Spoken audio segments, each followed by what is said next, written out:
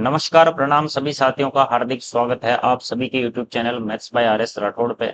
और इससे पिछली वाली क्लास में हमने इंस्टॉलमेंट स्टार्ट किया था और इंस्टॉलमेंट में टाइप फर्स्ट हम पढ़ चुके थे। और आज हम बात करने वाले हैं टाइप सेकंड की।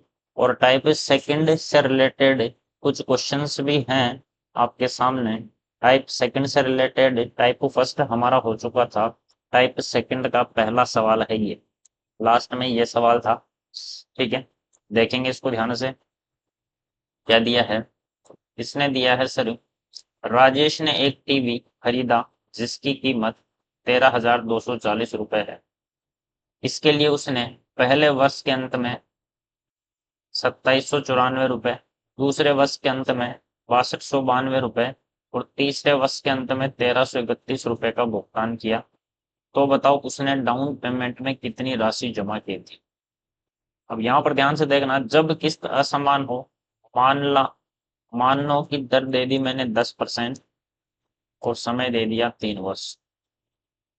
तो हम क्या करते थे, ये होता है सर 1/10। पहला साल होता था 10 से 11, दूसरा साल होता था 100 से 121 और तीसरा साल होता था 1000 से 1331।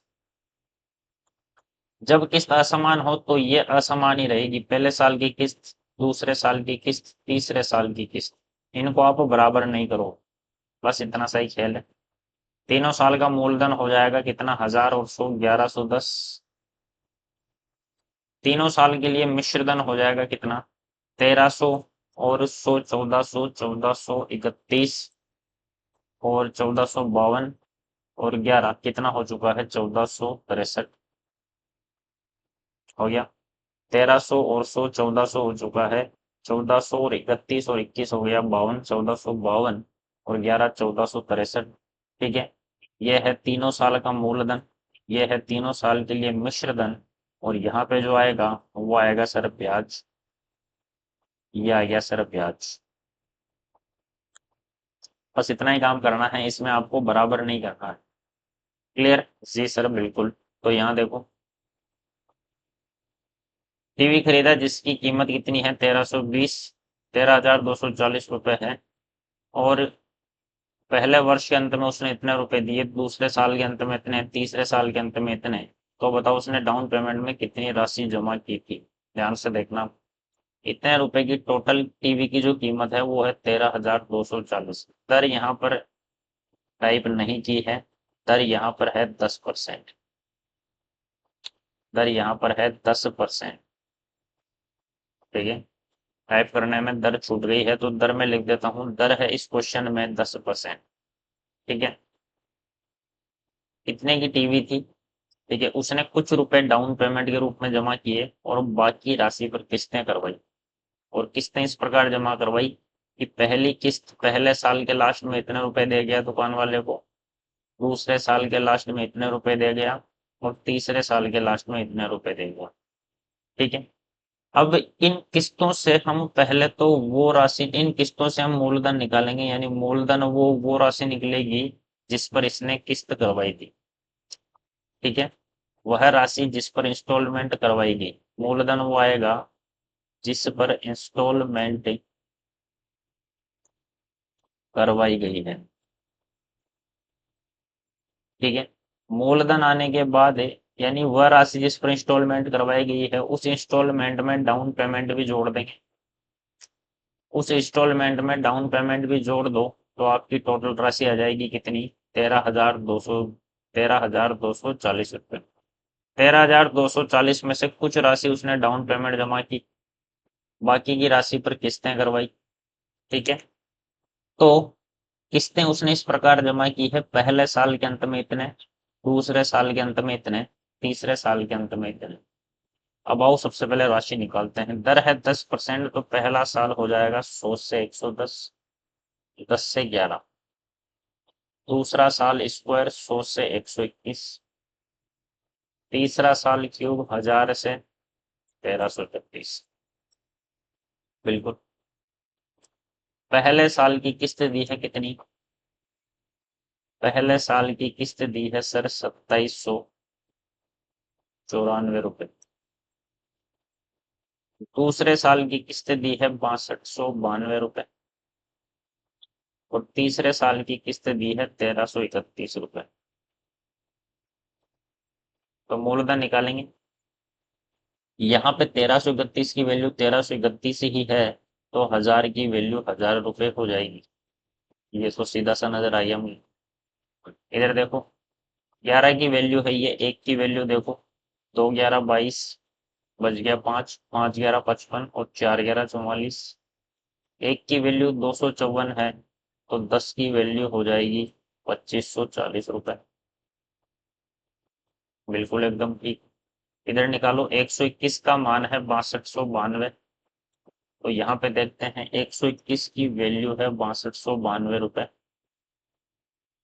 11 से काट दो इसको 11 बार, 11 से इसको काट दो, 5 11 55, बच गया 7, 7 11 77, 2 11 22। 11 से एक बार काट दो, 11 से काट दो इसको सर 52 बार। 1 की वैल्यू है 52, तो यहाँ पर 100 की वैल्यू कितनी आएगी? 1 की वैल्यू 52, तो 100 की वैल्यू 5200। पहले साल का मूलधन आ गया, दूसरे साल का मूलधन आ गया, तीसरे साल का मूलधन आ गया। 5000, 6000, 7 8000, 8000, 500, 8740, 8740 रुपए है हमारा मूलधन। यानी 8740 रुपए मूलधन, यानी 8740 रुपए वो राशि है जिस पर हमने किस्तें करवाई थी। आई बात समझ? ये वो राशि आ चुकी है जिस पर हमने किस्तें करवाई थी। कितनी आई है? 8740 रुपए। ठीक है। अब ये पूछ रहा है कि डाउन पेमेंट कितनी जमा करी थी, ये पूछ रहा है कि डाउन पेमेंट कितनी जमा करी थी। टोटल है ये, उसमें से इतनी राशि की किस्त करवाई, तो बाकी की जो बची उस पर डाउन पेमेंट करी होगी। तो अगर मैं डाउन पेमेंट निकालूं, तो डाउन पेमेंट आ जाएगा 13,240 में से 8,740 घटाओगे तो 0, 0, 5 और 4, 4500। 4500 रुपए की इसने डाउन पेमेंट जमा करी थी। 13,240 में से 4500 रुपए की इसने डाउन पेमेंट जमा की और बाकी की जो राशि बची उस पर इसने किस्तें करवा ली। 4500 हो जाएगी आपकी डाउन पेमेंट, 4500 हो जाएगा आंसर। क्लियर हुई बात? उम्मीद करता हूँ बात समझ आ चुकी होगी। ठीक है, फिर से देख लो। किस्तें दी हुई है, किस्तों से मूलधन निकाला, मूलधन वो राशि आई है जिस पर इसने किस्तें करवाई थी, तो 8740 पर किस्त करवाई। टोटल टीवी की कीमत है 13,240, उसमें से 8,740 की किस्त करवाई, तो इतनी राशि उसने डाउन पेमेंट में जमा की होगी, यानी 4500 रुपए उसने डाउन पेमेंट के रूप में पहले ही दिए हैं कैश में, और बाकी की राशि पर करवाई है किस्त। डाउन पेमेंट पूछा गया है, 4500 आ चुका है। नेक्स्ट क्वेश्चन ये, एक व्यक्ति ने 3 साल के लिए प्रतिशत चक्रवृद्धि ब्याज की दर पर 6,000 रुपए उधार लिए और 2 वर्षों में प्रत्येक किस्त 2100 चुकाई। पूरे ऋण को चुकाने के लिए तीसरे वर्ष के अंत में कितनी राशि चुकानी पड़ेगी? ठीक है। अब यहाँ पे दर गायब कर रखी है, एक बार मुझे दर देखनी पड़ेगी कि इस क्वेश्चन की दर क्या थी। इस क्वेश्चन की दर मैं चेक कर लेता हूँ एक बार। यहाँ पर टाइपिस्ट ने कई सारी चीजें छोड़ दी है।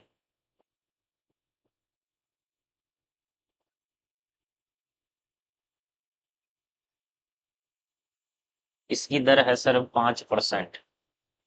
इसकी दर कितनी है? 5%। 5% इसकी दर है।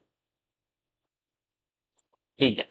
3 साल के लिए 5% चक्रवृद्धि ब्याज की दर पर 6,000 रुपए उधार लिए, 6,000 रुपए उधार लिए और 2 वर्षों में प्रत्येक किस्त इसने चुकाई है 2100 रुपए की चुकाई। पूरा ऋण चुकाने के लिए तीसरे साल के अंत में कितनी राशि चुकानी पड़ेगी? ठीक है, बिल्कुल सर। तो 6,000 रुपए इसने उधार लिए। अब ये सवाल ऐसा है जो कॉमन सेंस से होगा, ना कोई ट्रिक ना कोई फॉर्मूला। 6,000 रुपए उधार लिए, ठीक है, मैं देखूं 1 साल बाद क्या सीन हो जाता है।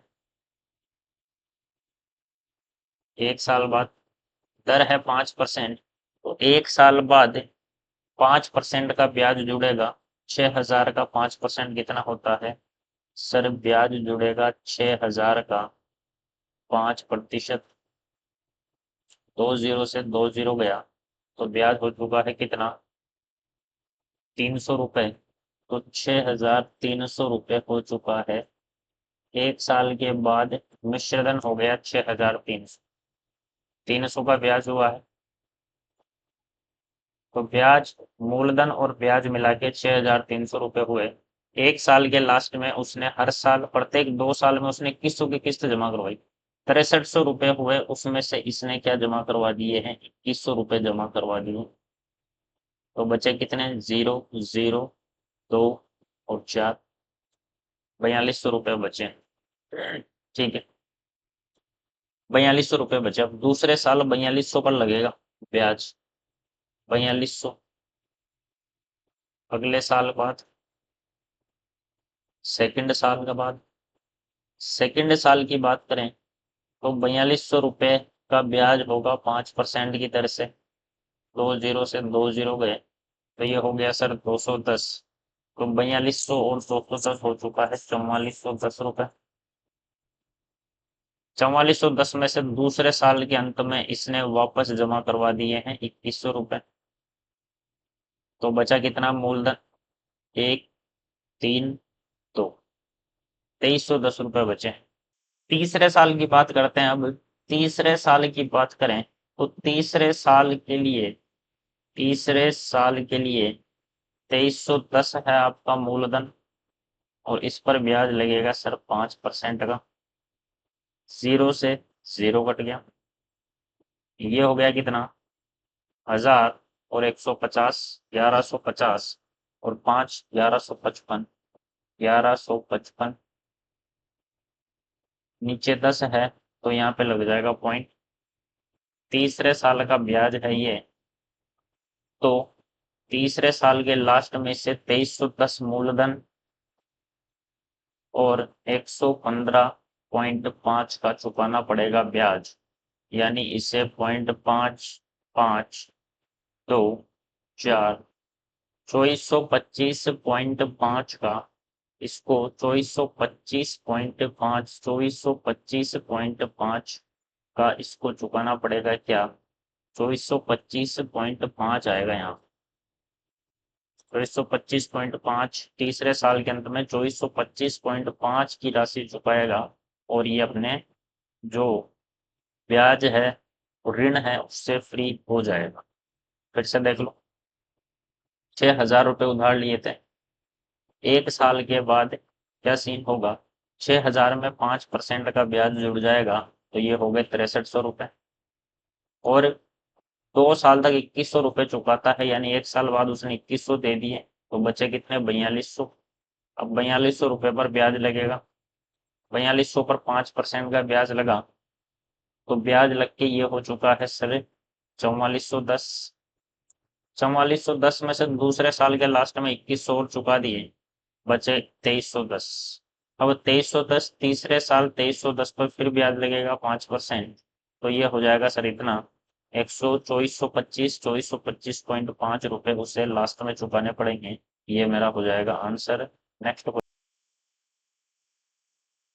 तो अपना जो इंस्टॉलमेंट है चैप्टर, वो भी समाप्त हो चुका है। इंस्टॉलमेंट चैप्टर समाप्त, अपना कंप्लीट हो चुका है। ठीक है, और इसके बाद की बात करें तो यहाँ पर एक बार ओवरव्यू देख लेते हैं हमारा क्या क्या कंप्लीट हुआ। मैथ में हमारा कंप्लीट हो चुका है सर परसेंटेज। ठीक है, profit loss, profit loss, discount, simple interest, compound interest और instalment of CI. Instalment of CI, SI की इंस्टॉलमेंट नहीं पूछता है। ठीक है, फालतू में समय बर्बाद करके कोई मतलब नहीं। इंस्टॉलमेंट अभी तक पूछी गई है वो सीआई की पूछी गई है, और जितने क्वेश्चन पूछे गए हैं वो सारे के सारे क्वेश्चन आपको करवा दिए गए हैं। ठीक, ये पूरा का पूरा पार्ट जो है वो परसेंट से रिलेटेड था, ये अपना कंप्लीट हो चुका है। ओके, इसके बाद में जो अगला पार्ट चलेगा, अगले पार्ट की बात करें तो अगला पार्ट मैं चलाने वाला हूं जिसमें स्टूडेंट्स को सबसे ज़्यादा दिक्कत आती है, वो है आपका टाइम, स्पीड एंड डिस्टेंस। ठीक है, टाइम, स्पीड, डिस्टेंस, इसके भी सवाल जो है एग्जाम में पूछे जाते हैं। इंपॉर्टेंट इंपॉर्टेंट चीजें अपन पहले करेंगे, जैसे ये जो पोर्शन था इसके सवाल एग्जाम में पूछे जाते हैं, ये अपने कंप्लीट कर लिया है। इसमें से भी मैक्सिमम सवाल पूछे जाते हैं, जैसे सिपाही ने चोर का पीछा किया, इस प्रकार के सवाल हो गए। ठीक है, गोलाकार मैदान के चक्कर वाले सवाल हो गए, ट्रेन वाले क्वेश्चन हो गए, वो सारे के सारे अपन कंप्लीट करेंगे। ठीक, और इसमें देखो क्या क्या होने वाला है, इसका ओवरव्यू बता देता हूं मैं। इस पार्ट में हमारा एक तो रहेगा टाइम, स्पीड, डिस्टेंस के बेसिक्स, कुछ बेसिक्स बताऊंगा, उन्हीं बेसिक्स पे पूरा चैप्टर चलने वाला है।